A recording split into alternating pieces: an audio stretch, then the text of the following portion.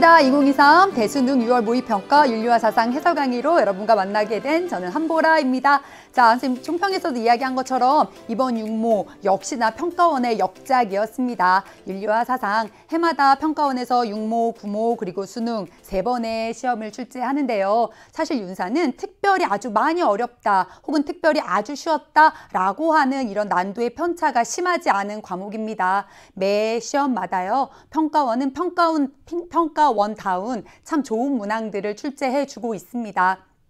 사실 공부하는 친구들 입장에서 또 시험을 치르는 친구들 입장에서는요. 매번 이런 평가원에 피와 땀이 녹아 들어가 있는 이런 문항들을 푼다는 게 쉽지만은 않은 일이죠. 1번부터 20번까지 선생님과 함께 찬찬히 살펴보면서요. 이번 육모는 내가 맞았다고 맞은 게 아닐 수도 있거든요. 정말 모든 선지를 다 분석할 줄 알아야 한다는 것. 총평에서도 강조했지만 그런 마음의 자세를 가지고 다소 수험생 입장에서는 좀 어렵고 까다로운 시험이었을 수 있었겠지만 내가 맞은 문항과 틀린 문항 모두가 다 꼼꼼하게 완전히 제시문과 선지까지 다 가져가겠다. 평가원에서 주는 사인을 하나도 놓치지 않겠다라고 하는 마음으로 같이 한번 꼼꼼하게 문제 분석해 보도록 하겠습니다. 자, 심호흡 한번 크게 하시고요. 1번 문항 바로 시작해 볼게요. 자, 다음에 가상편지를 쓴 고대 서양 사상가가 강조하는 삶의 태도로 적절한 것은 했습니다. 자, 어떤 상황에도 동요하지 않는 마음의 평화로운 상태하고 부동심 너무나 친절하게 우리에게 키워드를 첫 문장부터 주고 있죠. 1번 문항이기 때문에 친절했습니다. 그래요. 스토아파의 입장이 되겠네요. 자, 이런 것을 유지하기 위해서는 세상에서 일어나는 일들이 당신이 바라는 대로 일어나기를 요구해서는 안 됩니다. 오히려 일어나는 일들이 실제로 일어나는 대로 일어나기를 원해야 합니다. 즉 내가 원하는 대로 세상이 굴러가지 않는다고 그렇게 슬퍼하고 탄식하지 말고 일어나는 그 일들이 일어나야만 한다면 마땅히 그대로 일어나기를 받아들여라. 온 우주, 이 세계를 지배하는 그 로고스, 그 이성의 필연적인 법칙에 따라서 일어나야만 하는 일들이 일어나는 것이기 때문에 우리는 이성적이 되어서 그 필연적인 법칙을 인식하고 받아들이고 순응하는 그런 삶을 통해서 그 무엇에도 흔들리지 않는 부동심을 유지하면서 살아가야 한다. 그렇죠. 스토아파의 입장이었습니다. 아우렐리우스의 주장이었네요. 자, 지금 나와 있는 이러한 편지의 내용 우리가 수능 특강에서도요. 충분히 굉장히 많이 다루어졌던 그러한 자료죠. 수능 특강 45페이지에 우리가 기본 문제 2번에 그대로 소개가 되어 있는 그런 자료라는 것 알 수 있습니다. 자, 그러면서 우리가 어떤 일을 할 때 신과 인간이 공통적으로 지니고 있는 본성, 즉 로고스를 따른다면 아무것도 두려울 것이 없을 것이다 라고까지 아주 정말 중요한 힌트들을 주고 있어요. 자, 이쯤 되면 우리는 빨간 펜을 딱 드시고요. 형광펜을 드시고요. 이 마지막 문장에 좀 밑줄 쳐서 완전히 내 것으로 가져가야 되겠죠? 즉 스토아파가 로고스를 강조했다라고 하는 건 누구나 다 아는 일이야. 그런데 누구나 다 아는 개념이에요. 그런데 우리는 여기서 더 나아가서 그 로고스가 신과 인간의 공통 본성으로 스토아파는 이것을 보았구나. 자, 지금은 제시문에 나와 있기 때문에 우리가 아무 감흥 없이 읽지만 수능에서는요. 이 문장이 따로 떨어져서 킬러 문항을 구성하는 핵심 선지가 될 수도 있어요. 그러니까 우리가 이런 내용들 다 가지고 가시기 바랍니다. 자, 행복한 삶을 살기 위해서 감각적인 쾌락을 추구해야 한다. 스토아파가 감각적인 육체적인 쾌락을 추구한 것 거리가 멀죠. 만물을 창조한 인격적 존재인 신과의 합의를 지향해야 한다. 이번은 그리스도교 입장에 가깝고요. 스토아파는 어떤 신을요. 자연 그 자체라고 보기 때문에 이 신을 인격적인 존재다라고 바라보고 있지는 않습니다. 공리의 원리에 기초하여 최대 다수의 최대 행복을 실현해야 한다. 역시 3번은요. 공리주의의 원리이기 때문에 공리주의 입장이기 때문에 스토아파 입장과는 거리가 멀다는 걸 알 수 있겠죠. 자연을 지배하는 보편적인 이성의 명령에 따라 운명에 순응해야 한다. 자, 분명히 자연을 지배하는 그 보편적인 이성 그것이 바로 로고스였고요. 그 로고스의 필연적인 명령에 따라 주어진 일들 그 운명에 순응할 때 부동심을 유지할 수 있다. 4번이 스토아파 입장을 가장 잘 설명하고 있었습니다. 인간은 만물의 척도이기 때문에 객관적 진리가 없음을 깨달아야 한다. 5번은 어때요? 그렇죠. 우리 5번은 소피스트의 입장, 그 중에서도 프로타고라스의 입장이다 라고 하는 것들 알 수 있습니다. 1번 평이한 문제였습니다. 자, 고대 서양 사상가 갑과 을의 입장으로 옳은 것을 골라보는 문항입니다. 자, 덕은 이성이 탁월하게 발휘되는 상태이다. 자, 너무 중요한 문장이 첫 문장부터 나왔네. 자, 역시 여러분 형광펜 가지고요. 밑줄 치시고 완전하게 이 문장 가져가시기 바래요. 덕이라고 하는 것, 그것은 탁월성이다. 자신의 고유한 기능을 탁월하게 발휘하는 상태, 그것이 덕이다. 그런데 인간의 고유 기능은 무엇이었어?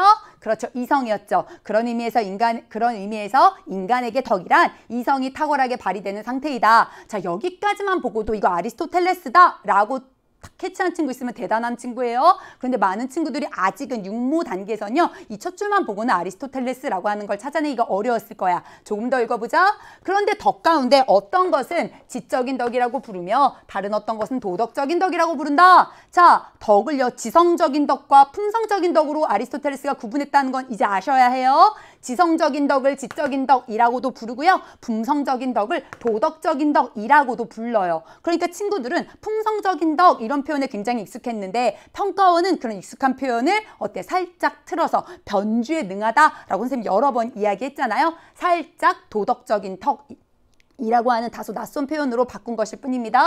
철학적인 지혜나 이해력, 실천적인 지혜는 지적인 덕이죠. 그리고 온화나 절제와 같은 것은 도덕적인 덕, 품성적인 덕입니다. 갑 아리스토텔레스였어요. 역시 아리스토텔레스, 덕은 이성이 탁월하게 발휘되는 상태이다 라고 정의 내렸다는 것 가져가셔야 합니다. 자, 을 볼게요. 쾌락은 마음의 혼란과 육체의 고통으로부터의 자유이다. 즉 쾌락이라고 하는 건 마음의 혼란이 없고요. 육체의 고통이 없는 상태이다. 육체에는 몸에는 고통이 없고 마음에는 불안이 없는 상태. 그것을 진정한 쾌락인 그렇지 아타락시아로 보았던 을은 에피쿠로스의 입장이라는 것 알 수 있습니다.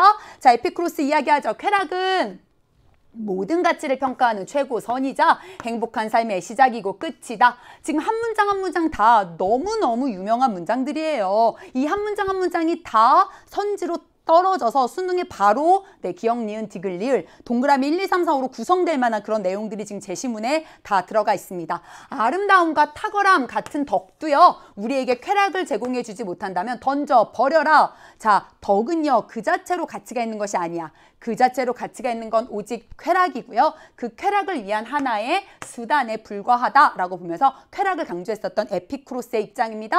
자, 두 사상의 입장으로 옳은 것 한번 골라볼게요.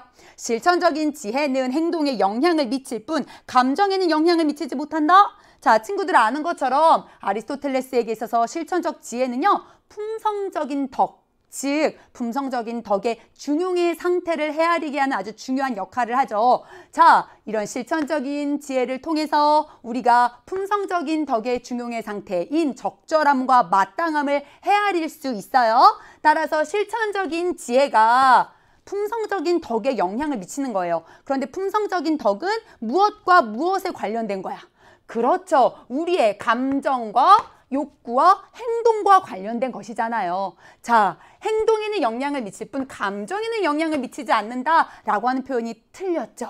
자, 품성적인 덕은요. 우리의 감정과 관련된 부분과 연관되어 있는 덕이기 때문에 실천적 지혜가 당연히 행동과 감정에 영향을 미친다라고 하는 것 알 수 있어요. 자, 우리 기억 같은 이러한 내용들 풀려면요. 꼼꼼하게 공부가 되어 있어야 해요. 그냥 설 알아서는 풀 수가 없는 그러한 선지였습니다. 자, 기억은 틀렸고요. 니은입니다. 도덕적인 덕은 영혼의 이성적인 부분에만 관계되고 습관에 의해 형성된다. 자, 여기도 지금 맞는 내용과 틀린 내용이 막 섞여 있어서 까다로워. 가만히 보자. 도덕적인 덕, 즉 품성적인 덕은요. 습관에 의해서 형성된다라고 하는 말은 맞아요. 그런데 영혼의 이성적인 부분에만 관계된다라고 하는 표현이 틀렸죠. 영혼의 이성적인 부분에 관계되는 덕은 오히려 지적인 덕, 지성적 덕이었고요. 도덕적인 덕은요. 영혼의 이성에 의해서 지배받는 부분, 즉 욕구나 감정과 관련된 그런 부분에 관계가 되기 때문에 이런 표현 틀렸습니다. 따라서 니은도 X라고 하는 것 알 수 있겠네요. 디귿입니다. 명예욕이 충족되지 않더라도 고통은 유발되지 않는다. 자, 에피쿠로스에게 있어서 핵심은 뭐였어? 욕구 중에서 자연적이고도요 필수적인 욕구만을 최소한으로 충족하는 삶을 살 때 우리가 진정한 쾌락, 진정한 아타락시아를 누릴 수 있다라고 하는 것이었죠. 그런데 명예욕은 어때? 자연적이지도 않고요. 필수적이지도 않은 욕구예요. 따라서 이런 건 충족되지 않더라도 고통이 유발되지 않고 오히려 이런 명예욕과 같은 자연적이지도 않고 필수적이지도 않은 욕구를 충족하려고 할 때 오히려 고통이 유발되죠. 따라서 디귿 맞는 내용이 되겠습니다. 역시 꼼꼼하게 공부를 해둔 친구만 캐치할 수 있는 그러한 선지였어요. 행복한 삶을 위해서는 이성의 능력을 발휘하는 것이 필수적이다. 자, 리을 어때? 맞는 내용이죠? 아리스토텔레스 기본적으로요. 행복을요. 덕에 따른 영혼의 활동이다 라고 보았고요. 그 덕에 있어서 이성이 굉장히 중요한 역할을 담당하고 있죠. 따라서 아리스토텔레스 역시 이성의 역할을 인정하고 중시하고 있습니다. 자, 에피쿠로스 또한 우리가 쾌락주의이지만 그가 쾌락과 고통을 잘 분별하고 또 욕구를 잘 구분하고 쾌락을 어떻게 하면 늘릴 수 있을까? 어떻게 하면 고통을 줄일 수 있을까? 이런 것들을 헤아려 보기 위해서 이성과 사려 깊음이라고 하는 이러한 덕도 굉장히 강조했다. 이성의 능력도 굉장히 강조했다라고 하는 거 너무 중요한 어떤 기본 요소로서 우리 공부했습니다. 따라서 리을도 맞겠네요. 이번의 답은 디귿과 리을이 되겠습니다. 자, 3번입니다. 그림은 중국 유교 사상가 갑과 을의 가상 대화라고 소개가 되어 있죠. 암과 실천은 본래 하나입니다 하면서 지행, 합일까지 나왔습니다. 자, 아는 것과 실천은 하나다라고 이야기할 만한 중국 유교 사상가 누굴까? 그렇죠. 왕수인이라고 하는 것 알 수 있습니다. 자, 을 볼게요. 암과 실천은 언제나 서로가 의존합니다. 자, 정말 많이 나오는 문장이야. 최근에 밑줄 치시고요. 역시 형광펜 치시고요. 별표, 별표, 별표. 자, 주희가 암과 실천, 암과 행함이 서로 의존한다. 굉장히 중요하게 이야기했고요. 올해 수능 특강, 수능 완성에서 계속 반복적으로 이 부분 제시되고 있고 문항으로 출제되고 있습니다. 육모에도 그대로 반영되어 있고요. 지금 여기 나와 있는 이러한 암과 실천의 관계를 눈과 발로 설명한 이러한 주의의 기본 입장은요. 여러분 가지고 계신 수능 특강 23페이지에 자료 플러스에 그대로 나와 있어요. 연계 교재가 정말 중요하다는 거 알겠죠? 육모는 그 시기상 수능 특강에서만 주로 연계가 됩니다. 하지만 수능은요. 수능 특강, 수능 완성 특별히 수능 완성의 연계율이 체감적으로 더 높기도 하거든요. 실제 수능은. 그러니까 여러분이 수능 특강 탈탈탈 털어서 가져가셔야 되고요. 수능 완성까지 꼼꼼하게 놓치지 마셔야 합니다. 갑은 왕수인, 그리고 주희는요. 선우를 논할 때는 알미 실천보다 먼저이다. 선지 후행을 이야기했다. 주희라고 하는 것 알 수 있겠네요. 자, 적절한 것 골라보도록 하겠습니다. 사욕을 제거하여 행위 주체의 도덕성을 회복해야 한다. 자, 유학에서 사욕이라고 하는 표현, 또 인욕이라고 하는 표현은요. 욕망 중에서 나쁜 욕망을 뜻해요. 악한 욕망을 뜻해요. 따라서 이러한 잘못된 사욕은 제거해야 하죠. 모든 욕구를 제거해라 이건 아니지만 사욕, 인욕 이런 것들은 잘못된 그릇된 욕구이기 때문에 제거해야 합니다. 이걸 통해서 행위 주체의 도덕성을 회복해야 한다. 네, 당연히 왕수인 긍정할 거고요. 1번 같은 경우는요. 우리 주희도 부정하기 어려울 거예요. 그렇죠? 우리 1번 맞는 내용입니다. 성인은 백성과 달리 불변하는 본성인 양지를 딘다. 자, 왕수인에게 있어서 양지라고 하는 게 본성인 거 맞아요. 하지만 뭐가 틀렸지? 그래, 백성과 달리라고 하는 표현이 달랐어요. 우리 왕수인은요. 성인이나 일반 백성 모두가 다 천리로서의 본성인 양지를 가지고 태어난다라고 생각했기 때문에 일단 2번도 틀린 내용이 되겠습니다. 자, 경물은 이치를 궁구하여 본연지성을 바로잡는 일이다. 자, 주희가 경물을 사물의 이치를 궁구한다라고 본 건 맞아요. 근데 뭐가 틀렸어? 그렇지, 본연지성을 바로잡는 거 아니죠. 본연지성은 그 자체가 순서무악하기 때문에 바로잡는다라고 하는 표현이 마땅하지 않습니다. 자, 4번입니다. 먼저 알아야 실천할 수 있기에 알미 실천보다 중요하다. 자, 앞에 부분 먼저 알아야 실천할 수 있다는 맞아요. 왜? 주인은 선지 후행을 이야기하면서 알미 먼저 있어야 한다라고 주장했기 때문이죠. 그런데 뒤에 부분이 틀렸다. 그렇다고 해서 알미 실천보다 중요하다라고는 표현할 수 없어요. 주인은 지, 경, 행, 중을 이야기하면서 무겁고 가볍고를 따진다면 알미 가볍고 행함이 무겁다라고 표현했기 때문에 4번은 옳지 않습니다. 자, 마음 바깥에 이치가 없고 마음 바깥에 사물이 없다. 심의 무리, 심의 무물은요. 당연히 왕수인만의 입장이 되겠죠. 자, 따라서 5번도 역시 답이 될 수 없겠네요.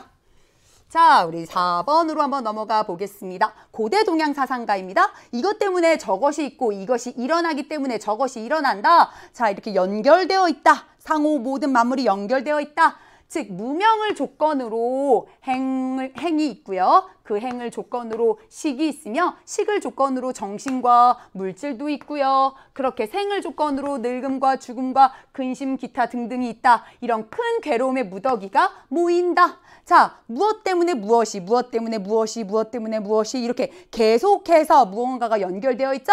이러한 연결을 통해서 고통이 어떻게 발생하는지를 이야기해주고 있습니다. 그래서 석가모니의 연기설이에요. 연기설은 고통이 발생하는 그 원인에 대해서 또 그 고통을 어떻게 하면 소멸할 수 있는지 고통의 발생과 소멸의 원인을 우리에게 알려주죠. 자, 석가모니의 입장 옳은 것 한번 골라보겠습니다. 영원한 본성을 가진 그러한 자아만이 독립적으로 존재할 수 있다?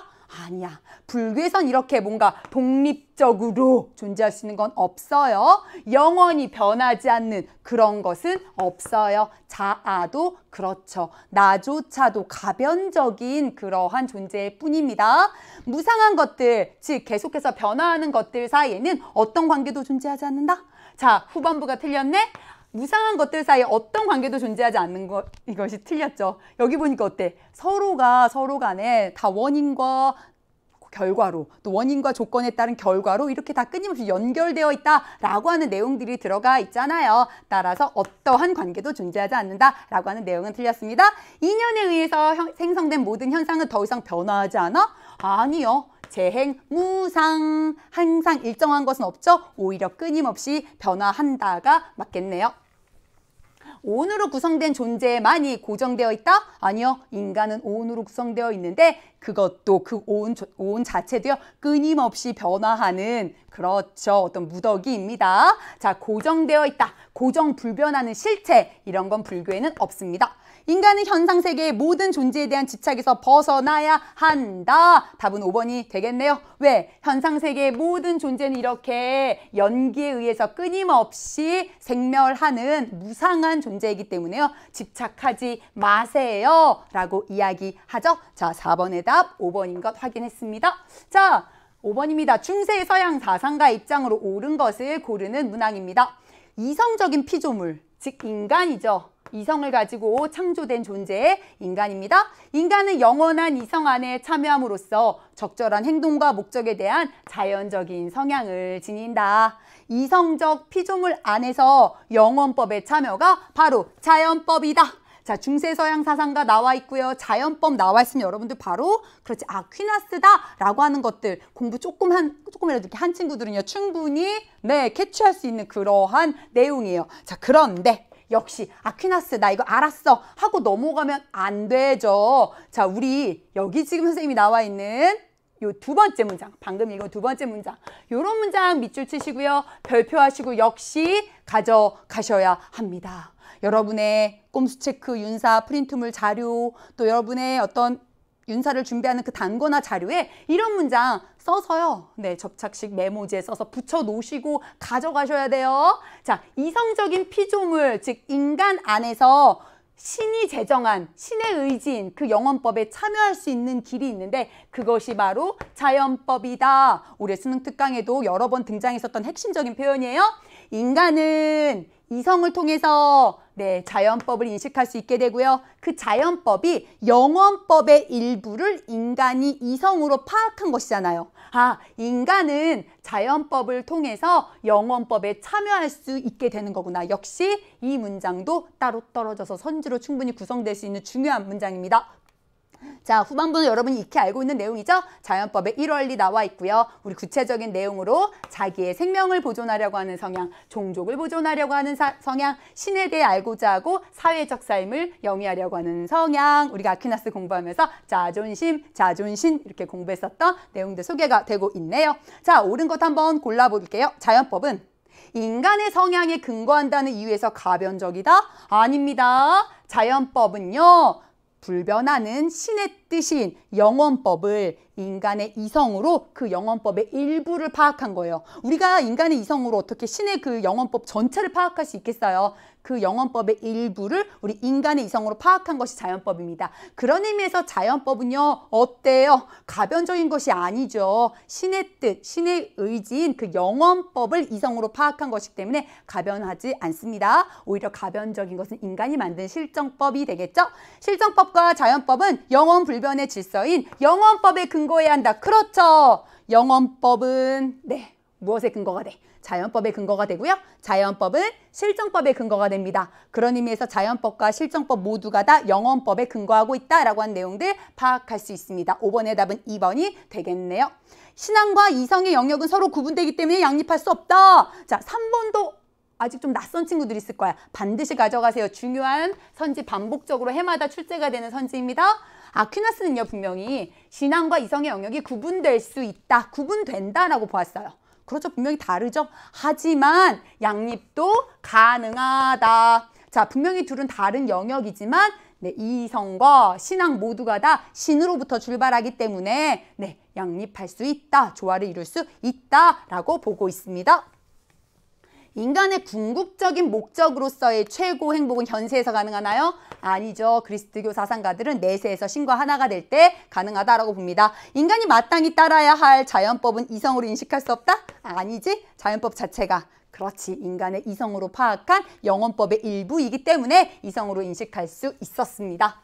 자, 6번, 7번 한국 유교 사상가들 드디어 이황이 그리고 정약용 선생님이 등장하실 차례가 되겠네요. 6번 많은 친구들이 좀 어려워했을 법한 그런 문항입니다. 자, 이는 기를 주재하는 장군과 같으며 기는 이에 명령을 받는 조울병과 같다. 일단 이, 귀, 기천이 나와 있죠. 게다가 사단은 이가 바라고 기가 따른 것이며 이발을 인정했습니다. 칠정은 기가 바라고 이가 탄 것이다. 바로 나와야지. 이 황이다 라고 하는 거 나올 수 있습니다. 사단이다, 칠정이다 말하는 건 오로지 이만을 말하는 것과 이와 기를 아울러 말하는 것의 차이에 기인합니다. 사단은 칠정을 겸할 수 없으나 칠정은 사단을 겸할 수 있죠. 칠포사를 얘기하면서 오직 기만 바라고 이가 타는 기발이승 하나의 경우만 인정했던 그렇죠. 이가 되겠습니다. 갑은 이황, 을은 이가 되겠네요.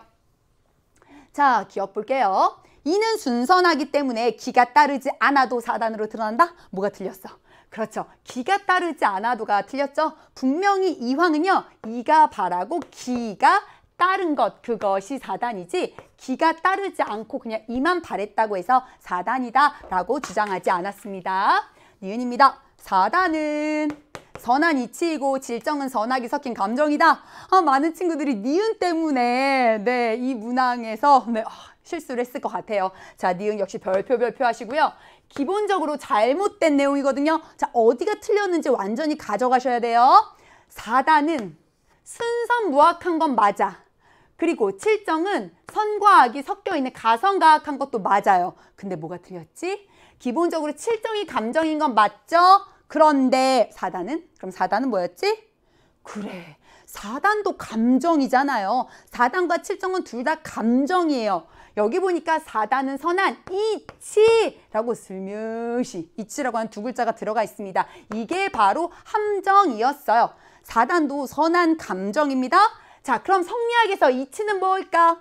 자, 성리학에서 이치는 다 천리잖아요. 천리로서의 본성. 그렇죠. 성리학에서 말하는 이치는요. 인, 의, 예, 지, 사, 덕이잖아요. 사단이 아니었습니다. 따라서 니은 틀렸고요. 혹시라도 니은을 맞다라고 체크해서 이 문항 틀린 친구들은 내가 조금 더 꼼꼼하게 개념이 정리가 되어 있어야 하는구나 라고 하는 것 다시 한번 느끼시길 바래요.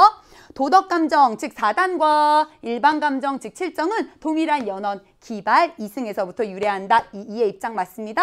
마음과 몸을 주재하는 공부로서 경을 실천하세요. 자, 기본적으로 경의 자세를 강조하는 것은요. 그렇죠. 성리학의 기본적인 수양 방법이잖아요. 거경, 궁리, 성리학 전체가 강조하는 수양법이기 때문에 이황, 이 모두가 다 예스라고 대답할 내용이 되겠네요. 자, 다음을 주장한 한국 사상가가 이황과 이 모두에게 제기할 수 있는 비판으로 가장 적절한 것은 했습니다. 자, 하늘이 나에게 성을 부여할 때 선을 좋아하는 감정과 함께 선을 택할 수 있는 능력을 주었다. 자, 선을 좋아하고 악을 싫어하는 그러한 감정, 우리 그걸 뭐라고 부르지? 그렇죠. 그게 바로 영지의 기호가 되겠죠? 그리고 선을 택할 수 있는 능력, 그게 바로 뭘까? 그렇지, 그게 바로 자주직권이 되겠죠? 하늘이 우리에게 그러한 기호로서의 본성과 자주직권을 부여해 주었다. 정약용이라고 하는 것 알 수 있습니다. 사람의 선이 선을 행하기를 좋아하는 것은 마치 물의 성이 아래로 흘러가기를 좋아하는 것과 같다. 하늘이 이러한 성을 부여했기 때문에 이 성은 결코 변하지 않는다. 자, 정약용이 이황과 이이 모두에게 제기할 수 있는 비판을 고르면 되는 그런 문항입니다. 사덕은 성에 내재한 사단을 파악하는 단서라는 걸 왜 모르십니까?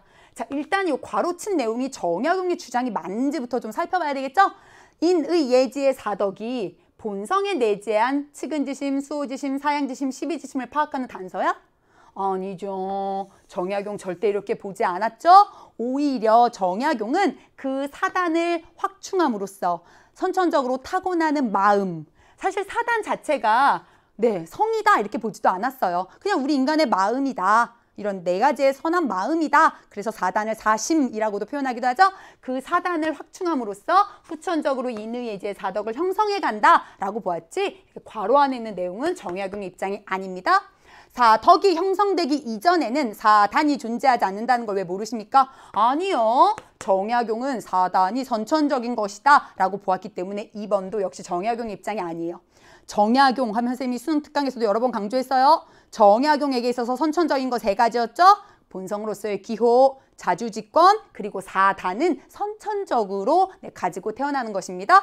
형부의 기호가 천부적으로 사단에 포함되어 있음을 간과한다? 역시요. 괄호에 있는 내용 정약용의 입장이다라고 볼 수 없습니다. 형부의 기호는 정약용에게 있어서 인간과 동물이 함께 가지고 있는 육체의 그런 기호, 육체의 경향성이기 때문에요. 형부의 기호가 사단에 포함되어 있다라고 바라보는 이런 입장은 정약용 입장과 거리가 멀죠. 자, 4번입니다. 사덕은 선을 좋아하는 기호를 실천하여 형성되는 것임을 간과한다. 자, 일단 가만히 보자. 사덕이라고 하는 것, 여기에 대해서 정약용은 후천적으로 형성되는 것이라고 봐요.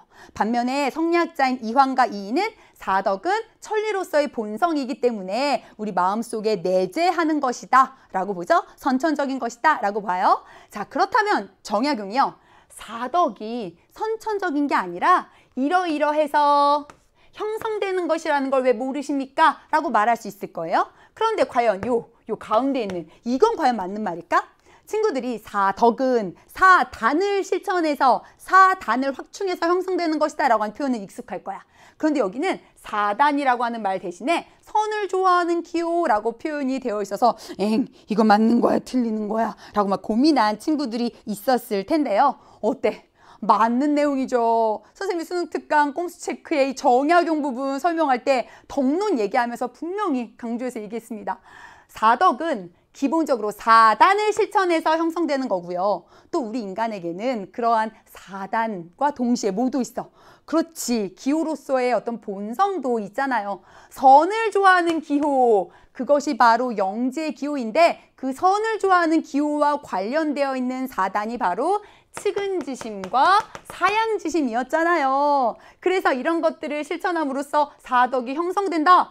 같은 이야기였어요. 결국은 사단을 실천해서 사덕을 형성한다 라고 하는 표현과 선을 좋아하는 그런 기호를 실천해서 사덕이 형성된다, 다른 표현이 아니었습니다. 본질적으로는 같은 맥락의 이야기였기 때문에요. 4번 맞는 말이 되겠네요. 영지의 기호를 가진 인간은 선을 행할 수밖에 없음을 간과한다. 왜 틀렸지?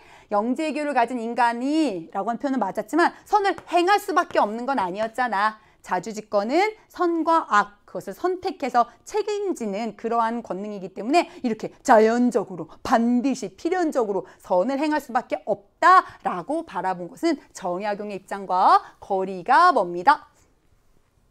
자, 중국 불교 사상가와 한국 불교 사상가가 같이 매칭되어 있습니다. 본래의 마음을 아는 것이 성품을 보는 것이다. 자, 내 안에 이미 완성된 부처였던 성품, 불성이 있다는 걸 보는 것, 이것이기 때문에 깨달으면 원래 차별이 없고 바로 즉각 최상의 지혜를 이루게 된다. 그러므로 법에는 단박의 깨달음만 있을 뿐 점차로 깨달음은 있을 수 없다. 단박에 깨닫는다. 돈 5까지만 딱 얘기하고 있죠. 해능이라고 하는 것 알 수 있습니다. 자기의 본래 성품이 부처와 다르지 않음을 깨달았다 하더라도, 즉 도노했다 하더라도 오래된 나쁜 습관은 갑자기 사라지지 않는다. 자, 따라서 깨달음, 즉 도노를 먼저 하고요. 그 이후에 훈습하고 닦아내는, 즉 점진적인 수행도 반드시 필요하다. 도노, 점수까지 나아간 진울이다라고 하는 걸 알 수 있어요. 해능과 진울, 뭐 언제나 이렇게 묶여서 자주 출제가 되는 그러한 사상가들입니다. 자, 1번 볼게요. 경전 공부를 거치지 않고서는 본성의 자각이 이룰 수 없다. 본성의 자각이 바로 도노예요. 그런데 기본적으로 해능은 선종의 대가잖아. 자, 선종이라고 하는 건 선수행, 내 마음을 보는 선, 참선, 이런 선수행을 강조하잖아요. 특별히 우리 해능하면 여러분들 떠올리셔야 되죠? 선종의 기본적인 입장, 불림문자, 뭐 교회, 별전, 이러한 어떤 선종의 여러 교지들 우리 알고 있습니다. 즉 경전 공부를 거치지 않고서는 본성의 자각, 즉 도노에 이를 수 없어 라고 바라본 입장 틀렸죠. 오히려 경전 공부, 이렇게 교종에서 강조하는 그런 경전 공부에 너무 얽매이는 것을 오히려 해능은 비판했습니다. 마음의 직관을 통해 중생에게 불성이 없음을 알 수 있다? 아니요. 우리 대승불교에서요, 이런 불성이라고 하는 건 누구에게나 다 갖추어져 있는 것입니다. 따라서 2번 역시 틀렸습니다. 마음이 아닌 오직 말과 글로만 가르침을 전달할 수 있다. 역시 아니죠. 우리 해능과 마찬가지로 진울도요.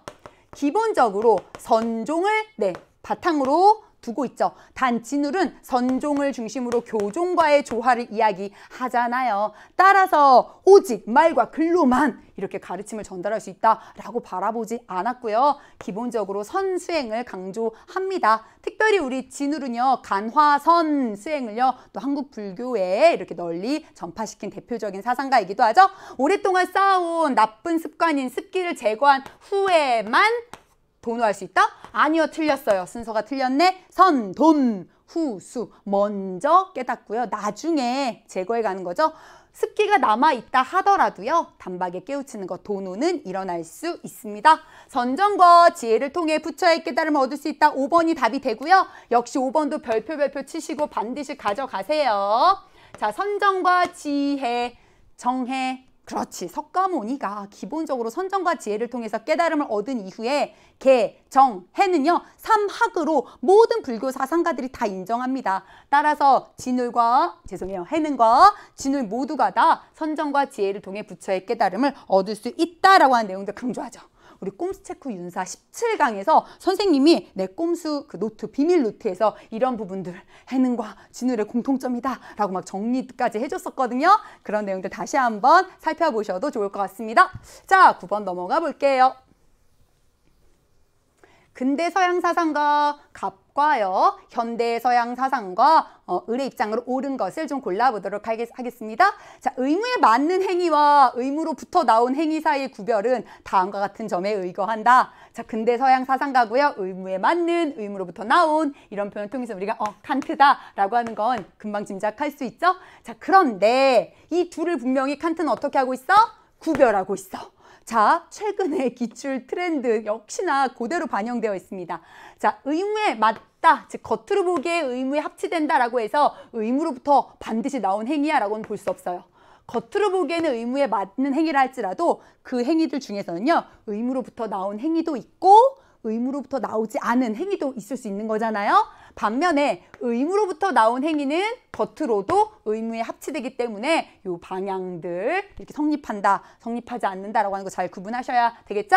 의무에 맞는 행위는 그 행위의 동기가 순전히 경향성일 때도, 즉 쾌락은 좋고 고통은 싫어, 이런 경향성이나 결과를 계산하거나 이런 행위일 때도 겉으로는 맞는 행위가 가능하지만 의무로부터 비롯된 그 행위는 오로지 도덕 법칙으로부터 비롯된 것이기 때문이다. 즉 칸트에게 있어서 핵심은요, 그게 겉으로 보기에 의무에 맞았냐, 안 맞았냐, 그것만 보고는 알 수 없고요. 그것이 의무로부터 나온 행위여야 한다라고 하는 것들 알 수 있습니다. 자, 그런데 9번 문항이 굉장히 특이한 문항이에요. 왜냐하면 친구들이 아마 칸트 나왔으면 공리주의 아닙니까? 뭐 이렇게 생각하면서 풀었을 건데, 을이 지금 보니까 조건부 의무를 얘기하고 있어요. 조건부 의무? 다시 문제를 보게 되죠. 현대 서양 사상가? 누구지? 조건부 의무하면 그렇죠. 현대 칸트주의자 로스라고 하는 거 우리 알 수 있죠. 로스를 이렇게 평가원에서 본격적으로 다룬 건 굉장히 희귀한 문제입니다. 자, 반드시 가져가세요.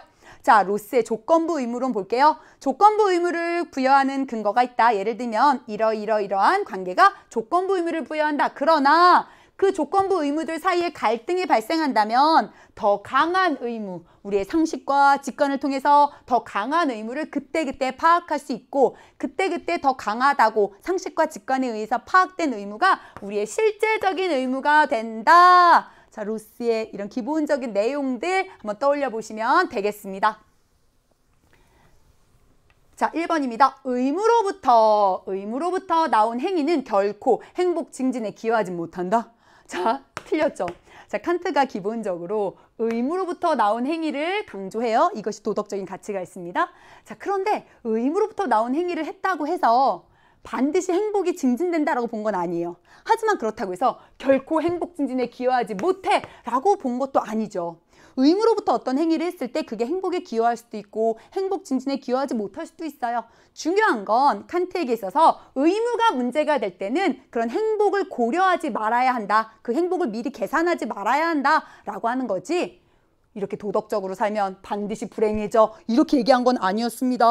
따라서 1번 틀렸네요. 의무로부터 나온 행위와 의무에 맞는 행위는 모두 자율적인 행위다. 자, 기본적으로 칸트에게 있어서 자율적인 행위는요. 선의지, 의무의식, 실천이성, 도덕법칙에 따른 그러한 행위, 즉 의무로부터 나온 행위여야 하죠. 자, 그런데 여기에 보니까 의무에 맞는 행위라고 하는 표현이 들어갔어. 선생님 아까 얘기했잖아. 의무에 맞는 행위는 겉으로 보기에 의무에 맞는 것, 그것을 지금 보고 있기 때문에 의무에 맞는 행위에는요, 두 종류가 있을 수 있는 거야. 첫 번째, 진짜 선의지, 의무의식, 실천이성, 도덕법칙에 따른 그런 의무로부터 나온 자율적인 행위가 있을 수도 있고요. 두 번째는 그냥 경향성에 따라서, 그렇죠? 그냥 더 쾌락을 얻으려고 결과를 계산해서 자기 본능에 이끌려서 그냥 감정에 막 치우쳐서 그렇게 일어난 행위가 우연히 겉으로 보기에만 의무에 합치될 수도 있는 거잖아요. 따라서 의무에 맞는 행위가 모두 자율적인 행위다라고는 이야기할 수 없어요. 꼼꼼하게 역시 분석해야 하는 그런 선지였습니다. 자, 로스입니다. 조건부 의무들은 서로 충돌하기 전까지는 실제 의무가 되죠. 맞습니다. 답은 3번이 되겠네요. 그런데 조건부 의무들이 충돌하는 상황이 발생하면 어떻게 될까?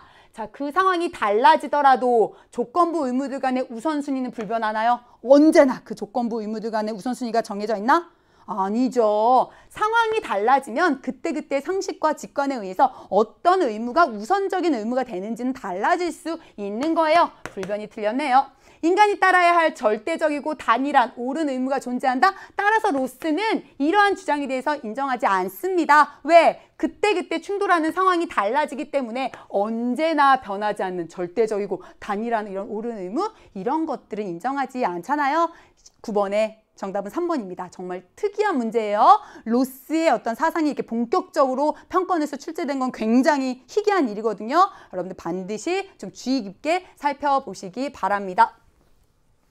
자, 근대 한국 사상가 가불병의 입장에서 서로 제기할 수 있는 비판 골라보도록 할게요. 자, 강화가 이루어지면 사학의 서적과 종교가 들어올 것이고 사학이 온 나라에 퍼지게 될 것이다. 자, 강화. 외국과 외세와 싸우지 않고 친하게 지내는 거예요. 그렇게 되면 사학, 즉 악한 학문, 서양의 학문을 뜻하겠죠? 그 사학의 책과 종교가 들어올 것이고 나라에 퍼질 것이다. 이렇게 하면 예의는 시궁창에 빠지고 우리는 짐승과 같이 될 것이니 사학을 배척해야 한다. 위정, 척사 사상이라고 하는 걸 알 수 있습니다. 자, 척사 사상. 자, 을입니다. 우리의 도는 무위이화이다. 역시 너무너무 중요한 내용들 나왔어요. 무위이화. 그렇죠. 도강학이죠. 동학.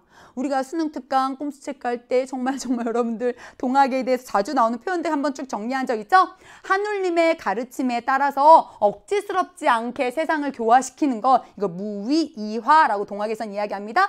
자, 그리고도 우리가 모를까봐 다시 한번 힌트를 줬죠? 그렇기 때문에 하눌님을 모시고 있는 우리의 마음을 지키고 기운을 바르게 해라. 수심정기, 역시 꼼수 체크, 윤사 강의 시간을 같이 공부했습니다. 하눌님의 성품을 거느리고 하눌님의 가르침을 받으면 자연스러운 가운데 조화가 나온다. 자, 여기 있는 이 두 번째, 선생님 지금 이렇게 꺽쇠친 이런 표현들 때문에 친구들이 동학인 걸 알았으면 이 문제는 맞아도 틀린 거예요.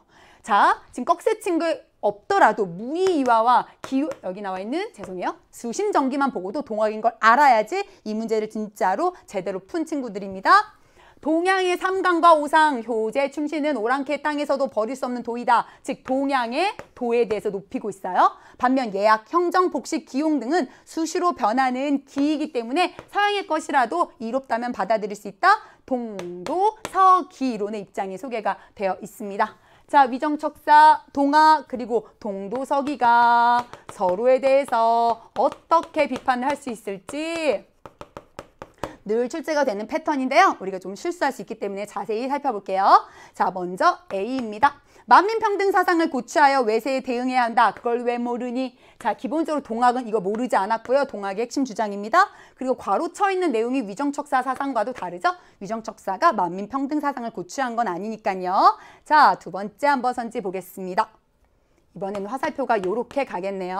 고유 사상을 중심으로 모든 유교적 가치를 배척해야 한다는 걸 왜 모르십니까? 자, 동학이요. 모든 유교적 가치를 배척한 건 아니었어요. 우리 오륜을 인정한다든지 이런 모습 속에서 유교에서 받아들일 건 받아들였습니다. 2번도 역시 동학의 입장이 아니기 때문에 틀렸습니다. 자, 그 다음 3번은 C로 화살표가 바뀌었죠? 사람이 곧 하늘임을 깨닫고 새 세상을 열어야 한다는 사실을 왜 모르십니까? 괄호 안에 있는 건 동학의 핵심 주장이기 때문에 이걸 몰랐다라고 할 수 없고요. 또 괄호에 있는 내용이 동도서기론의 입장도 아니기 때문에 3번도 역시 답이 될 수 없겠네요. 자, 이렇게 한번 가볼게요. 서양의 정신과 문물을 적극적으로 받아들여야 한다는 사실을 왜 모르십니까? 자, 왜 틀렸을까? 4번으로 또 실수한 친구들도 있는데 그렇죠. 동도서기로는 서양의 정신은 받아들이지 말자. 정신은 동양의 것을 지키고 문물만 받아들일 것을 이야기하기 때문에 네, 4번 동도서기 입장으로 성립할 수 없습니다. 동도서기가 척사에게 당연히 이렇게 비판할 수 없겠죠? 자, 그러면 답은요. 일단 F가 될 텐데요. 왜? 어떤 부분에서 맞는지 한번 볼게요. 성리학적인 가치와 서양 기술은 조화될 수 없습니다. 그걸 왜 모르십니까? 자, 기본적으로 척사사상은요. 성리학적인 가치와 서양의 기술은 조화될 수 없기 때문에 성리학적인 가치만 지키고 서양 기술은 다 배척해야 한다. 서양의 정신과 기술 다 배척해야 한다라고 봐요. 반면에 동도서기는 성리학적인 가치, 즉 동도와 서양의 기술, 즉 서기가 조화될 수 있다라고 보기 때문에 왜 그걸 모르십니까? 라고 비판받을 수 있겠네요. 10번의 답은 5번이 되겠습니다. 자, 그림의 강연자 한번 볼게요. 벌 같은 동물도 군집 생활을 하는데 모여서 산대. 이에 비해 우리 인간은 고유한 언어 능력의 기초에서 더 높은 차원의 공동체인 무엇을? 그렇죠. 국가를 형성해서 생활합니다. 국가? 굉장히 높은 차원의 공동체? 혹시 국가를 최고의 공동체로 본 아리스토텔레스 아니야? 딱 느낌 오시죠? 인간은 본성적으로 국가에서 살도록 되어 있기 때문입니다. 자, 이 문장에서 확실히 아리스토텔레스라고 하는 게 드러났네요. 모든 인간 공동체는 어떤 목적을 추구한대. 그렇죠. 우리 아리스토텔레스 공부했잖아. 모든 것은 다 목적을 추구하죠? 자, 그런데 아리스토텔레스는 그 목적이 바로 무엇이다? 그래, 그 목적이 바로 좋음, 즉 선이다. 그런데 그런 좋음들 중에서 최고의 좋음, 최상의 좋음, 바로 그게 최고선인데 그것이 행복이다라고 보잖아요. 자, 그런 의미에서 조금 더 볼게요. 국가는 인간의 생존을 위해서 존재하지만 거기에만 머무는 것이 아니라 궁극적으로는 최고선, 즉 인간의 진정한 행복한 삶을 위해서 존재합니다. 즉 인간은 오직 국가 속에서만 도덕적으로 살아갈 수 있고 행복하게 살아갈 수 있다. 최고선을 실현할 수 있다라고 보고 있습니다. 누군가 국가를 떠나서 산다면 인간이 아닐 것입니다. 아리스토텔레스의 주장으로 옳은 것 한번 골라보겠습니다. 이번 시험에서 2번이나 출제가 됐어요. 2번과 11번. 최근에 아리스토텔레스 정말로 오답률 높은 거 여러분 알고 계시죠? 자, 두 문항 모두가 까다로운 문항이었습니다. 이 문제 맞췄다 하더라도 우리가 꼼꼼히 분석해 볼 만한 가치가 있는 문항이에요. 자, 한번 보겠습니다. 1번입니다. 인간 공동체 중 국가만이 좋음을 추구할 수 있다. 자, 최고선인 그러한 최고의 좋음은 국가만이 추구할 수 있겠죠? 하지만 그냥 좋음이잖아. 여기 보니까 모든 인간 공동체도 나름의 목적인 이런 나름의 좋음을 추구하고 있잖아요. 즉, 국가만이 좋음을 추구할 수 있는 건 아니었어요. 자, 인간의 물질적 자족을 위해 국가가 존재하는 경우는 없다? 아니요. 여기 보니까 생존을 위해서도요. 국가가 존재할 수 있었습니다. 국가가 형성된 후에만 언어 능력을 발휘한다? 아니요. 오히려 언어 능력에 기초해서 국가를 비롯한 여러 공동체들이 생겨났다라고 보고 있죠. 자, 4번 넘어가 볼게요. 국가는 인간 공동체의 최선의 단계로서 최고의 좋음, 즉 최고선인 그런 행복을 추구한다. 4번이 정답이 되겠네요. 인간은 공동체를 형성하려는 본성이 없지만 아니죠. 기본적으로 국가가 생겨난 것은요. 어떤 인간의 그런 본성 때문이다. 자, 본성적으로 국가에서 살도록 되어 있다라고 하는 제시문을 통해서 5번도 틀렸다라고 하는 거 알 수 있습니다. 11번 문항 자체는요. 제시문을 잘 분석했으면 충분히 정답을 가려낼 수 있었어요. 하지만 다시 한번 얘기합니다. 아리스토텔레스는 굉장히 핫한 사상가이기 때문에 여기 나와 있는 제시문에 있는 내용들, 선지인 내용들 완전하게 이해하고 가시기 바랍니다. 자, 고대 동양 사상가 갑은 긍정, 을은 부정의 대답을 할 질문 한번 골라보도록 할게요. 갑입니다. 왕자가 되려면 예를 높이고 현자를 존중해야 한다. 자, 왕자라고 하는 표현 나왔네. 왕도 정치를 이제 실현하는 그러한 지도자겠죠? 자, 그러한 지도자가 되려면 예를 높이고 현자를 존중해야 한대요. 자, 그런데 예를 높이지 않고 백성들의 어떤 신뢰를 받으면 패자가 된대. 자, 아랫단계로 떨어진다는 거예요. 그리고 더 아랫단계로 떨어져서 이익을 좋아하고 거짓을 일삼으면 위태로워진대요. 그러면서 성왕이 제정한 예로서 백성을 다스린다면 예치가 나와 있고요. 이렇게 조화롭게 살 수 있다고 나와 있습니다. 갑은 그렇지. 순자라고 하는 거 가져가셔야 해요. 선생님, 순자도 이렇게 왕자와 패자를 얘기했나요? 왕도 정치, 패도 정치는 맹자만 쓸 수 있는 말 아닌가요? 네, 아니잖아요. 우리 꼼수체크 윤사 5강에서 순자 공부 꼼꼼하게 한 친구들은 알죠? 순자도 이런 표현 썼습니다. 을입니다. 왕도는 모든 사람이 산 사람을 봉양하고 죽은 사람을 장사 지내매 유감이 없도록 하는 데에서 시작한다. 즉, 먹고 사는 생계를 안정시키는 것으로부터 왕도 정치는 출발한다. 이렇게 생계를 안정시키고 난 후에 그 이후에 교육에 힘써서 효제의 도리를 가르친다면, 즉 항산을 먼저 보장한 이후에 이렇게 항심을 유지할 수 있도록 도덕적으로 백성을 이끈다면 노인이 거리에서 짐을 지는 경우는 없을 것이다. 항산의 보장을 통해서 항심의 유지를 이야기했던 왕도 정치를 꿈꿨던 사상가 맹자라고 하는 것 알 수 있겠습니다. 자, 순자는 긍정, 맹자는 부정의 대답을 할 질문을 고르는 그러한 문항이었어요. 자, 인간은 사사로운 이익에 대한 욕망을 가지고 있는가? 자, 사사로운 이익, 개인적인 어떤 이익에 대한 욕망을 가지고 있는가? 순자 기본적으로 가지고 있다고 보죠. 그리고 그런 욕망 때문에 인간의 본성은 악하다라고 규정해요. 맹자는 어떻게 보았을까? 맹자도 당연히 이런 욕망 가지고 있다는 거 인정하죠. 단 그는 그 욕망은 본성이 아니다. 본성은 선하다. 인간의 본성은 선한데 이런 욕망이 있기 때문에, 이러한 육체적인 욕구와 욕망이 있기 때문에 언제나 선한 본성을 잘 유지하고 함양하고 확충하고 실현하기 위한 그런 수양에 힘써야 한다라고 보잖아요. 그러면서 그런 욕심을 좀 줄이는 과욕과 같은 수양 방법을 강조하잖아요. 따라서 이런 욕심, 욕망을 갖고 있다라고 하는 것 자체는 두 사상가 모두가 다 예스라고 대답할 질문입니다. 악한 본성을 변화시켜서 인간을 선하게 만들어야 하는가? 네, 그게 바로 화성기위죠. 반면에 맹자는 본성은 악한 것이 아니기 때문에 아니요 라고 대답할 거예요. 일단 답은 2번이 되겠네요. 통치자는 하늘이 부여한 예로서 백성을 교화시켜야 하는가? 순자 기본적으로 아니오라고 하겠다. 다 좋은데 뭐가 틀렸어? 그래, 하늘이 부여한 예가 아니잖아. 순자가 이야기한 예는 어디까지나 고대의 성왕이 만들어낸 것입니다. 하늘은 인간의 어떤 도덕 생활에 관여하지 않습니다. 천인, 분이를 정확하게 기억했다면 3번은 순자가 아니오라고 대답할 오답이라고 하는 걸 알 수 있을 거예요.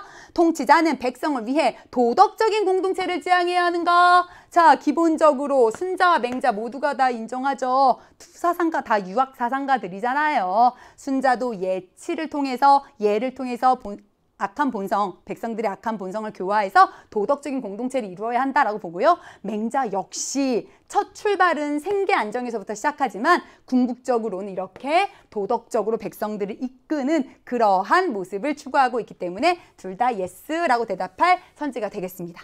선생님이 만약에 수험생이라면 난 이 4번 선지의 밑줄을 빡빡 긋고 역시 별표를 치겠어요. 아, 순자와 맹자의 아주 중요한 공통점 또 가져가시기 바래요. 5번입니다. 부모를 공경하고 사랑하는 건 타고난 성에 부합하는가? 맹자는 타고난 착한 본성에 부합해라고 보겠지만 순자는 그건 우리 악한 본성과는 맞지 않아. 본성을 인위적으로 변화시켜서 가능한 일이야 라고 볼 거예요. 자, 우리 13번으로 한번 넘어가 보겠습니다. 고대 동양 사상가 갑과 을의 입장에 대한 설명으로 옳은 것은 했습니다. 자, 갑입니다. 세상에 규제가 많을수록 백성은 오히려 더 가난해지고요. 백성들에게 세련된 도구가 많을수록 나라는 혼란에 빠지게 된대요. 여기 보니까 인위적인 사회 규범이 맞는 걸 오히려 비판하고 있고요. 발달된 문명도 비판하고 있어요. 그러면서 죄상에서는 물과 같다 나왔네요. 대부분 친구들이 아마 이 두 번째 문장에 와서 이거 노자다라고 알았을 거야. 다시 한번 얘기합니다. 두 번째 문장 때문에 노자라고 알았다면 이 문제를 맞춰도 맞췄다고 말할 수 없어요. 우리는 역시 형광펜 쫙쫙 첫 번째 줄에 밑줄 치고요. 이런 표현만 봐도 바로 노자라는 것 가져가셔야 해요. 수능 특강에 반복적으로 역시 소개가 되고 있는 핵심적인 내용이고 언제 어디서든 선지로 재구성될 수 있는 내용입니다. 자, 을 볼게요. 자기의 신체나 손발의 존재를 잊어버리고 눈이나 귀의 움직임을 멈추고 형체가 있는 육체를 떠나 분별작용을 벌인다면 도와 한 몸을 이루어 두루 통하게 된다. 다소 길지만 역시 밑줄 치고 내 것으로 가져가야 되겠죠? 모든 것을 이렇게 잊어버려라. 죄송해요. 모든 것은 아니야. 다만 자신의 신체나 손발의 존재를 잊어버려라. 어떤 감각적인 이러한 작용들 잊어버려라. 분별적인 지식 잊어버려라. 좌망을 얘기하고 있습니다. 그러면서 도와 하나가 되어라. 아직은 이렇게 육모 단계이기 때문에 너무 친절하게 좌망도 나와 있고요. 도는 텅 빈 곳에 모인다. 장자의 내용이 다 나와 있어요. 그런데 선생님 다시 한번 얘기해요. 자, 밑에 있는 이 두 줄이 없어도 세 줄만 나와도 장자인 걸 알 수 있을 정도로 공부해 두셔야 합니다. 자, 노자와 장자 입장에 대한 설명으로 옳은 것 한번 정리해 볼게요.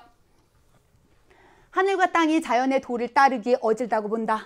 자, 기본적으로 노자는요. 하늘과 땅이 자연의 도를 따른다라고 보죠. 앞에 부분은 맞았어. 뒤에 부분에 함정이 있네.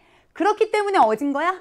특별히 여기 어질 인까지 딱 이렇게 서비스로 주셨는데 틀렸죠. 자, 기본적으로 노자와 장자 모두 인, 의, 예 이런 유교의 어떤 덕들을요. 인위적인 것이다 라고 하면서 비판하잖아요.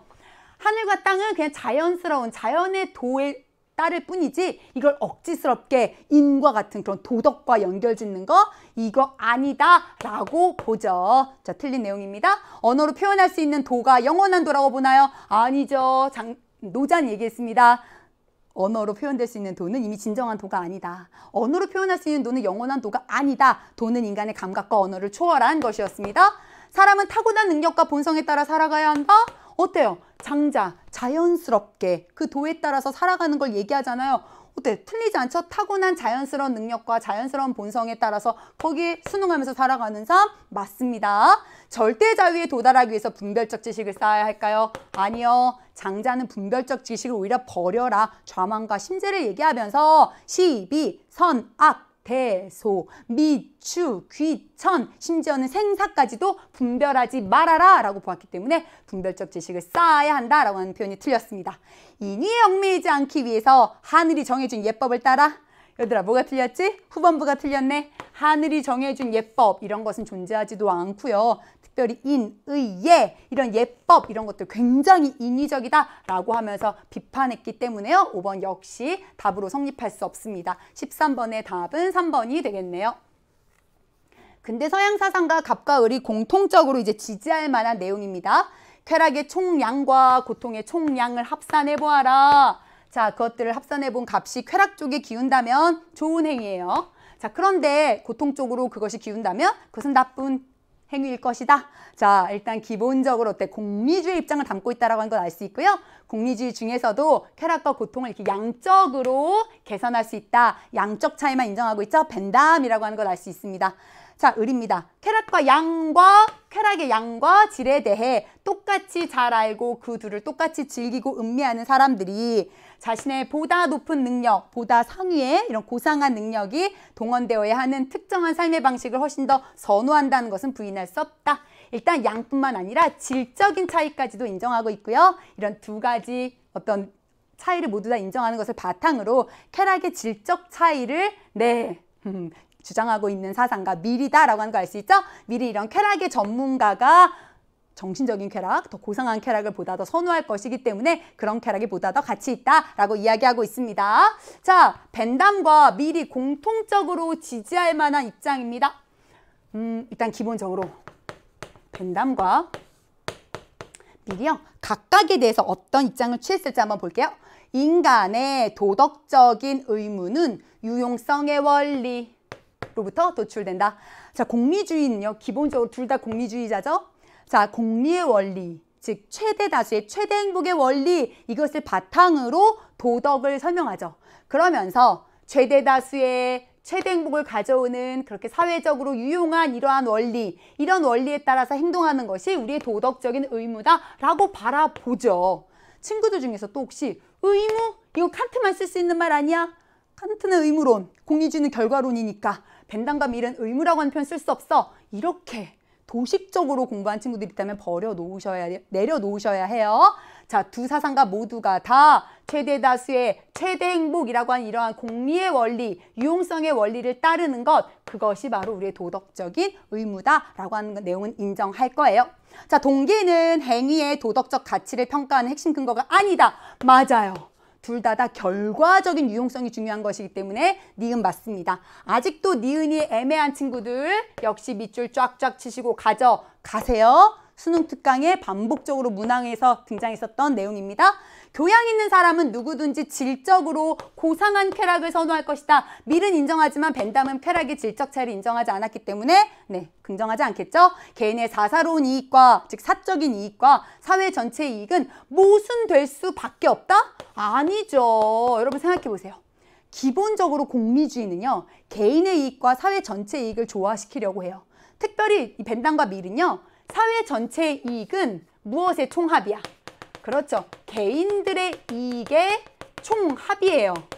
따라서 사회 전체의 이익 중에서 개인의 사사로운 이익과 일치하는 그러한 이익이 있을 수 있죠. 단 모든 개인의 사사로운 이익이 항상 사회 전체 이익과 일치하는 건 아닐 수 있어요. 하지만 이렇게 모순될 수밖에 없다라고 규정할 수는 없어요. 즉 사회 전체의 이익 중에서 그 안에 있는 일부 개인의 사사로운 이익과 일치되는 것도 있고 또 모순되는 것도 있을 수 있기 때문에 이렇게 모순될 수밖에 없다라고 규정하는 것은 답이 될 수 없습니다. 우리 14번의 답은요. 기역과 니은이다 라고 하는 걸 알 수 있겠네요. 자, 15번 한번 가볼게요. 사회사상가 갑과 을의 입장을 한번 순서대로 탐구해보는 문항이었습니다. 어떤 개념이나 원칙을 근거로 삼아서 불가침의 영역을 확보하든지 간에 자유는 언제나 무엇으로부터의 자유이다. 내 활동에 간섭받지 않는 상태가 자유의 핵심이다. 소극적 자유를 진정한 자유라고 보았던 벌린의 입장이 되겠네요. 자유주의입니다. 우리 벌린이라고 하는 사상가 이름이 떠오르지 않으면 자유주의라고 써놓고 푸셔도 되는 거예요. 노예의 주인이 관대한 사람이더라도 주인은 여전히 노예를 지배한다. 자유와 노예 상태를 대조하는 것은 자유가 단순한 불간섭이 아닌 비지배에 있다. 즉 자의적인 제멋대로 그렇게 지배하는 상태로부터 벗어나 있는 이런 비지배에 있다고 보는 근거가 된다. 그렇죠. 을은요. 비지배로서의 자유를 이야기했던 공화주의자 패티스의 주장입니다. 역시 그냥 공화주의라고 생각하고 푸셔도 좋아요. 자, 따라서 A는요. 자유주의는 예, 공화주의는 아니요. B는 자유주의가 예, C는 공화주의가 예라고 대답할 질문이 되겠네요. 자, 자, 기억 한번 찬찬히 보도록 하겠습니다. 간섭받지 않을 영역과 자유의 영역은 비례하는가? 자, 자유주의자. 벌리는요, 특별히 뭐라고 했어? 간섭받지 않는 영역. 그게 많아질수록 내 자유의 영역도 커지는 거다라고 보죠. 왜? 벌린에게 있어서 자유라고 하는 건 간섭받지 않는 것이었기 때문에 맞는 내용입니다. 하지만 공동체주의자들은 이렇게 간섭만 안 받는다고 해서 자유가 많이 보장된다 이렇게 보지 않아요. 그 간섭이 자의적이고 임의적인 것이냐, 자의적인 것이냐, 제멋대로 그렇게 이루어지는 것이냐 이런 것이 중요하지 이렇게 간섭받지 않는 영역과 간섭받지 않을 영역과 자유의 영역이 항상 비례한다라고는 보지 않을 거예요. 기억은 일단 답이 되겠네요. 자의적 지배에 의한 간섭은 시민의 자유를 침해하는가? 자, 평가원에서 아주 많이 사용하고 있는 자주 등장하는 그러한 선지입니다. 자의적 지배와 간섭을 묶었어. 그래서 자의적 지배에 의한 간섭이 나왔네요. 이것은 시민의 자유를 침해하는가? 네. 제멋대로 지배하면서 간섭하는 건 당연히 자유주의자들도 싫어하겠죠? 반면에 공화주의자들 어때? 그렇지. 역시 네 싫어하겠죠. 반면에라고 하는 말은 틀렸네요. 공화주의자들도 물론 싫어하겠죠. 왜냐하면 공화주의자들도 이렇게 자유적으로 제멋대로 지배하면서 간섭하는 것은요. 시민들의 진정한 자유를 침해한다라고 보았기 때문이죠. 두 사상의 모든 입장에서 다 네라고 대답할 만한 그러한 선지였습니다. 따라서 니은은 네, 답이 될 수 없겠네요. 무엇무엇으로부터의 자유는 무엇무엇 할 자유에 의해서 보장되는가? 즉 소극적 자유는 적극적 자유에 의해서 보장되는가? 아니죠. 자, 벌리는요. 국가에게 무엇무엇 할 그런 도움을 좀 요청한다. 국가야 나 공부 좀 하게, 나 교육 좀 시켜줘, 나 몸이 아픈데 치료 좀 해줘, 내가 교육받을 자유, 건강할 자유, 국가야 이것 좀 보장해줘 라고 하는 이러한 적극적인 자유가 오히려 국가가 시민의 어떤 삶을 간섭하는 그러한 원인이 될 수 있기 때문에 조심해야 한다라고 굉장히 경계했어요. 그런 의미에서 벌리는요. 진정한 자유는 무엇무엇으로부터의 자유, 즉 소극적 자유다라고 하는 걸 계속 강조하죠. 따라서 소극적 자유가 적극적 자유에 의해서 보장된다라고 하는 입장과는 거리가 멀 거예요. 시민의 자유를 보장하기 위해서 법으로 다스리는 것이 필요한가? 네, 공화주의자들이 제일 강조하는 내용이죠. 진정한 비지배로서의 자유가 실현되기 위해서는 법에 의한 이런 간섭, 법에 의한 지배인 법치가 이루어져야 한다라고 보겠죠. 자유주의자들도 역시나 긍정할 만한 내용입니다. 자, 따라서 답은요. 기억과 리을이 되겠네요. 요 리을과 같은 이러한 선지는 두 사상의 공통점으로 역시 형광펜으로 쫙쫙 밑줄 긋고 가져가시기 바랍니다. 고대 서양 사상가와 사회 사상가의 갑과 을의 입장으로 옳은 것 한번 찾아보도록 할게요. 이상국가의 세 계층은 역할에 적합한 덕을 가지면서 선의 이데알을 아는 그런 지혜를 갖춘 철학자의 다스림을 받는다. 각자 역할을 수행해서 조화를 이룬다. 플라톤이라고 하는 걸 알 수 있습니다. 이상국가인 유토피아에서는 일하지 못하는 사람도 생계를 걱정할 일이 없어요. 왜? 그렇죠. 경제적으로 풍족한 사회이기 때문이죠. 유토피아에서는 동시에 사치나 허영과 타락도 없어. 도덕적인 사회입니다. 그리고 시민들은 덕과 정신적인 쾌락을 추구한다라고 보고 있죠. 모어의 유토피아가 소개가 되어 있네요. 플라톤과 모어라고 하는 거 확인했으면 같이 한번 선지 볼게요. 방위자와 생산자는 모두 통치자의 지혜를 따라야 한다. 그렇죠. 자, 지혜를 완전하게, 지혜의 덕을 완전하게 갖춘 자는 통치자입니다. 따라서 그 통치자의 지혜를 방위자와 생산자가 따라가야 한다라고 바라보죠. 그리고 그것이 바로 절제의 모습이다라고 플라톤은 해석했습니다. 일단 답은 1번이 되겠네요. 통치자는 후천적 교육이 아니라 선천적 소질에 따라 선발된다. 2번도 좀 아리송한 친구들이 있었죠. 자, 기본적으로 선천적인 소질에 따라서 세 계급을 나누어야 한다라고 하는 건 친구들이 잘 알고 있을 거예요. 그래서 2번도 맞는 거 아니야? 이렇게 생각했을 수 있는데요. 후천적인 교육이 아닌이라고 한 표현이 틀렸어요. 분명히 선천적인 소질도 있어야 하지만 오랜 교육과 훈련도 필요합니다. 그래서 플라톤은요. 이러한 철인의 다스림 이런 것들을 할 수 있는 통치자가 되려면요 40년 이상의 큰 어떤 오래된 교육과 이런 여러 훈련들, 경험들 이런 것들을 쌓아야지 그러한 사람들이 통치자가 될 수 있다라고 보았기 때문에 후천적 교육을 배제한 것은 아니었습니다. 이상 국가는 경제적으로 풍족하지 않지만 평등을 보장한다? 아니요, 경제적으로 풍족하면서 평등한 사회였습니다. 이상국가의 시민은 노동하지 않고 교육과 학문에 집중하나요? 아닌데 6시간. 네, 성인 모두가 다 평등하게 같이 공동으로 노동합니다. 자, 이상국가에서는 일부 구성원의 사유재산이 허용된다. 플라톤은 맞아요. 생산자 계층에 한해서 사유재산이 허용되잖아요. 그런데 모어는요, 사유재산 허용하지 않습니다. 자, 모어는 사유재산제를 비판하면서 무엇을 얘기하죠? 그렇지, 필요에 따른 분배를 얘기하잖아요. 따라서 모어는 사유재산을 인정하지 않았기 때문에 5번 성립할 수 없는 선지가 되겠네요. 자, 근대 서양 사상가 갑과 을의 입장, 우리 한번 옳은 것 골라보도록 하겠습니다.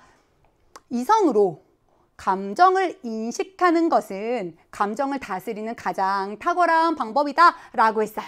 자, 여기 보니까 이성을 통해서 내가 이런 감정이 왜 생겼을까? 이것을 잘 인식하는 것이 감정을 다스리는 좋은 방법이래요. 자, 그러면서 모든 것은 신, 즉 자연의 본성으로부터 필연적으로 산출되며 우리가 인식할 수 없는 감정은 없다. 모든 감정의 원인과 그 발생되는 어떤 질서 이런 거 우리가 충분히 이성적으로 다 파악할 수 있고, 그렇게 된다면 감정과 정념의 속박으로부터 벗어나서 자유로울 수 있다. 누구지? 그렇지, 스피노자야. 똑같은 말 또 하겠다.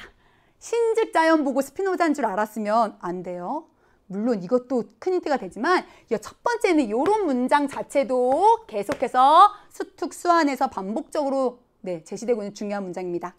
가세요. 이성은 인간이 야수보다 우월하다는 주된 근거이지만 어떤 행동이나 감정을 직접 유발하지 않는다. 이성은 도덕적 행위의 직접적인 동기는 될 수 없다. 이성은 감정의 노예이고 그래야 하며 감정에게 봉사하고 복종할 뿐이다. 누구죠? 휴미다. 자, 17번 문제 너무너무 중요한 문제겠다. 정말 핫한 두 사상가 스피노자와 휴미 같이 묶여져 있어요. 무려 스피노자와 휴미입니다. 집중해서 한번 찬찬히 살펴보도록 할게요. 인간은 자유의지가 없지만 자유로운 삶을 살 수는 있다. 자, 스피노자 입장 맞죠? 스피노자는 기본적으로 신, 즉 자연의 필연적인 법칙에 따라서 모든 일들이 일어난다. 따라서 우리 인간은요, 그러한 일들로부터 벗어날 수 없다. 우리 인간은 운명에 순응하면서 살아야 한다. 주어진 운명을 벗어날 수 있는 그런 자유의지는 인간과 신 모두에게 없다라고 보잖아요. 그러니까 자유의지가 없다라고 하는 표현 맞아요? 하지만 그렇다고 해서 인간의 자유 자체를 부정하는 건 아니죠? 오히려 스피노자는 그런 자유의지를 버리고 자유의지가 없다라고 하는 걸 정확하게 알고요. 이런 신즉 자연의 필연적인 질서를 이성적으로 파악해서 그러한 필연적인 운명을 받아들이면서 살아갈 때 휘몰아치는 감정의 속박으로부터 벗어나서 자유롭게 살아갈 수 있다라고 보잖아요. 1번 맞는 내용입니다. 신과 달리 인간은 필연적인 자연 법칙에서 벗어날 수 없다. 여러분 2번도 꽤나 매력적인 선지였죠? 근데 왜 틀렸을까?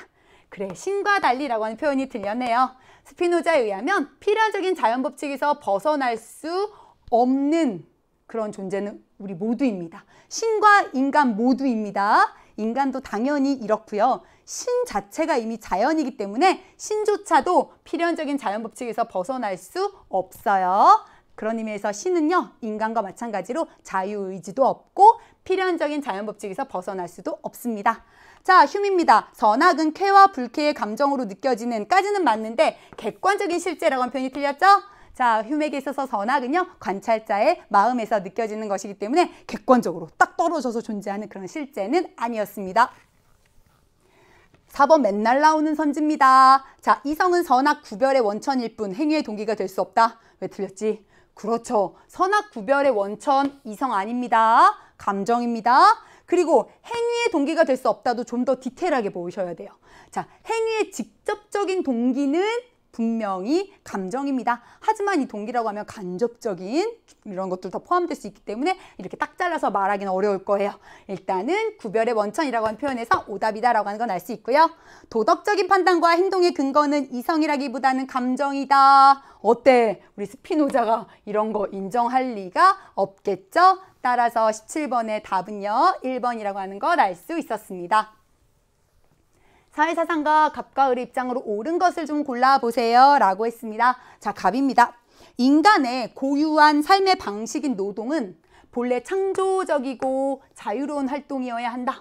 자, 역시 지금 하나도 버릴 문제가 없어. 자, 빨간색 등장했죠? 여러분 밑줄 치시고 가져가셔야 해요. 그리고 이 첫 문장만 봐도 누군지 바로 나올 만큼 공부해 두셔야 돼요. 누구죠? 그렇죠. 마르크스입니다. 마르크스는 노동은 가장 인간다움을 실현할 수 있는 아주 의미 있는 소중한 행위다라고 보았어요. 노동은 인간의 어떤 자아를 실현하고 인간성을 실현하기 위한 그런 본래적인 가치를 가지고 있다라고 보았는데요. 자본주의 하에서 억압된 노동이 그런 노동의 본질적인 가치를 잃어버리고 노동 소외로 변질됨으로써 어떤 문제를 야기했다라고 바라보잖아요. 자, 마르크스라고 하는 것 가지고 한번 볼게요. 그런데 자본주의는 노동을 이런 수단으로 격화시키면서 노동자를 하나의 상품으로 전락시키는 이런 인간 소외 현상까지 일으킨다라고 비판하고 있습니다. 을입니다.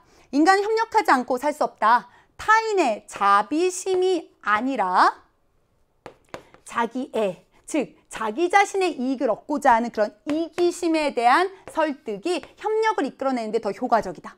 우리가 식사를 하는 건 푸주간과 빵집 주인의 자비심 때문이 아니라 그들이 나 돈 많이 벌고 싶어 라고 이기심에 의해서 좋은 고기와 좋은 빵을 팔았기 때문에 사회 전체가 함께 이익을 얻게 된 것이다. 누구지? 그렇죠. 애덤 스미스라고 하는 거 알 수 있죠? 마르크스와 애덤 스미스가 출제가 됐습니다. 그러니까 올해 육모에는요, 케인스나 또 하이에크가 출제가 안 됐어요. 하지만 케인스나 하이에크도 굉장히 빈출하는 사상가이기 때문에 잘 기억해 두시기 바라고요. 일단은 마르크스와 애덤 스미스가 출제가 됐습니다.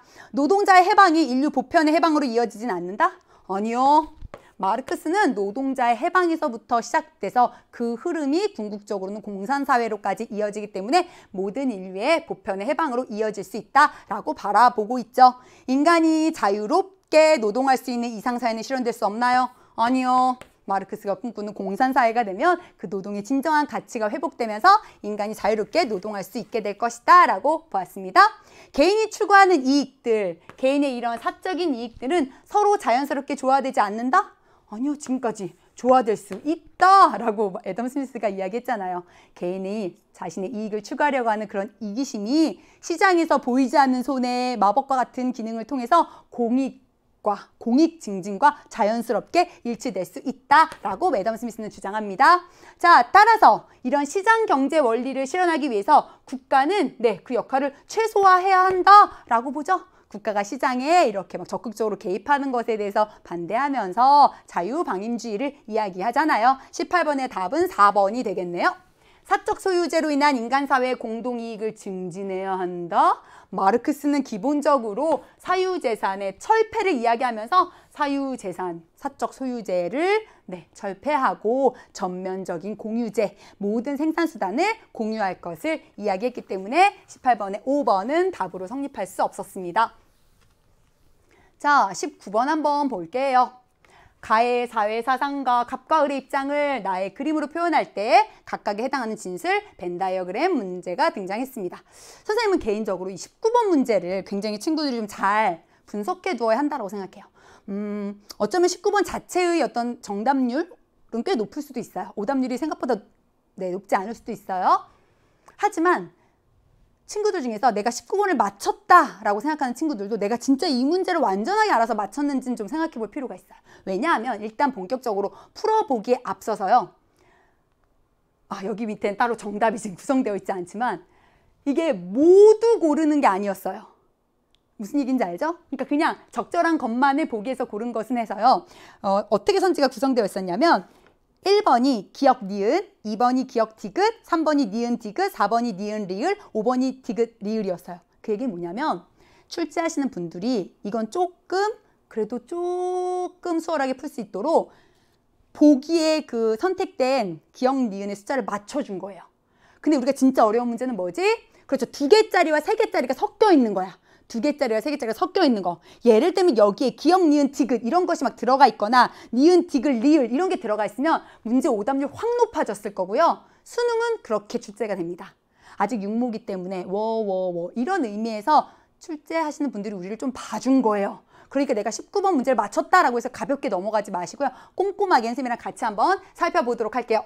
사회계약으로 모든 사람들은 각자의 신체와 힘을 일반 의지의 지도 아래 맡긴다. 주권을 지도할 수 있는 것 또한 일반 의지뿐이다. 누구죠? 루소라고 하는 거 알 수 있습니다.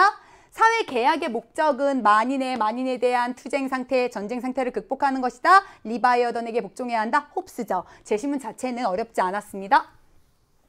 자, 늘 법례를 보고 풀어라. 선생님이 언제나 얘기하죠. 루소, 만의 입장, 그리고 루소와 홉스의 공통적인 입장, 그리고 홉스, 만의 입장이 들어가야 합니다. 자, 벤 다이어그램 문제 풀 때는 반드시 두 사상가가 모두 어떻게 OX를 대답했을지를 좀 꼼꼼하게 찬찬하게 좀 분석하면서 풀어보는 연습이 필요하죠? 기억입니다. 자, 국가는 계약 주체들의 의지가 하나로 결합된 산물이다. 자, 국가라고 하는 것이 어떻게 형성됐을까요? 계약 주체들이 국가를 만들겠다라고 하는 그 의지를 가지고 그것이 결합돼서 나타난 산물, 그것이 바로 국가이다. 계약 주체들이 국가를 형성하기 위한 그런 계약을 맺는 동의를 하는 것, 그런 의지가 하나로 결합된 산물로 국가를 바라보고 있는 것, 루소와 홉스의 공통된 입장이다 라고 볼 수 있겠죠. 혹시 친구들 중에서 이 의지라고 하는 표현이 보다 더 좀 다른 의미를 가지고 있는 거 아니야? 예를 들어서 루소에게 있어서 이 의지라고 하는 건 일반 의지와 또 전체 의지가 나눠지는데 그럴 경우엔 이걸 어떻게 해석해야지? 라고 좀 그런 부분이 애매한 친구들도 있었을 거예요. 자, 만약에 여기서 그 의지를 홉스가 이야기하는 사적 이익과 공익을 추구하려고 하는 의지 전체를 이야기하는 그러한 전체 의지다 라고 해석했다면 루소 아니요 라고 우리가 이야기할 수 있겠죠? 그런데 잘 보세요. A는 루소만의 입장이 들어가야 하는 그러한 어떤 진술이에요. 그런데 여기서 지금 루소와 홉스 모두가 다 계약 주체들의 의지, 사회계약을 맺을 거야 라고 하는 의지가 결합된 산물로 이걸 평이한 일반적인 진술로 바라본다면 두 사상가 모두가 다 인정하고 있기 때문에 루소만의 입장이라고 볼 수 없고요. 만약에 친구들 중에서 이 의지를 더 나누어서 이걸 전체 의지와 일반 의지로 구분해서 문제를 푼 친구들이라 할지라도 루소 입장에서 보면 그렇다면 전체 의지가 아니라 일반 의지의 산물로 국가를 바라보고 있기 때문에 루소가 아니요 라고 이야기하면서 역시 기억은 답이 될 수가 없어요. 친구들이 문항을 푸실 때 본인이 어떻게 해석하느냐에 따라서 해석은 달라질 수 있겠지만 분명한 사실은 기억은 답이 될 수 없다라고 하는 부분이었습니다. 자, 니은 볼게요. 주권자는 법을 제정할 권한을 반드시 보유해야 한다. 사실 이 19번이 너무너무 중요한 문제였던 이유는 바로 니은 선지 때문이죠. 평가원에서도 이 니은 선지 가장 이제 공을 들였을 것이라고 선생님은 추정합니다. 너무너무 좋은 선지가 나왔어요. 주권자는 법을 제정할 권한을 반드시 가져야 한다. 여기 보니까 주권과 법을 제정할 권한인 입법권에 대해서 이야기하고 있죠. 루소는 시민이 주권자이면서 입법자가 되어야 한다라고 보았기 때문에 예스라고 볼 거고요. 홉스도 주권도 군주에게 양도하고 입법권도 군주가 갖고 있다라고 보았기 때문에 이러한 워딩에 대해서는 두 사상가 모두가 다 예스라고 대답할 만한 그러한 워딩이 되겠네요. 따라서 니은은 답으로 성립할 수 있습니다. 자, 디귿입니다. 인민의 동의가, 즉 시민의 동의가 국가를 형성하는 근거이자 주권의 근거이다. 자, 국가를 만들자. 이렇게 우리가 사회를 만들자라고 하는 건 시민의 동의, 즉 계약에 의해서 이루어진 것이고 그걸 통해서 국가 형성과 주권의 근거가 마련된다라고 보는 것은 사회계약론자라면 누구나 다 인정할 만한 기본적인 표현이 되겠죠. 따라서 니은과 디귿 모두가 다 인정할 수 있는 맞는 선지가 되겠습니다. 자, 리을 한번 볼게요. 자연 상태의 인간은 사회계약을 통해 생명권을 보장받는다. 자연 상태의 인간이 자연 상태에서 물론 생명권을 가지고 있어요. 하지만 그 생명권의 보장이 불확실하기 때문에 사회계약을 맺어서 국가를 형성하고요. 그걸 통해서 생명권을 보장받는다. 역시 두 사상가가 모두가 다 인정할 만한 내용이기 때문에 홉스만의 입장으로 볼 수는 없겠죠.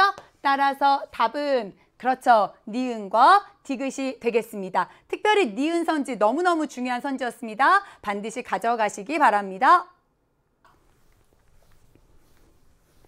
자, 우리 마지막 문항 한번 풀어볼게요.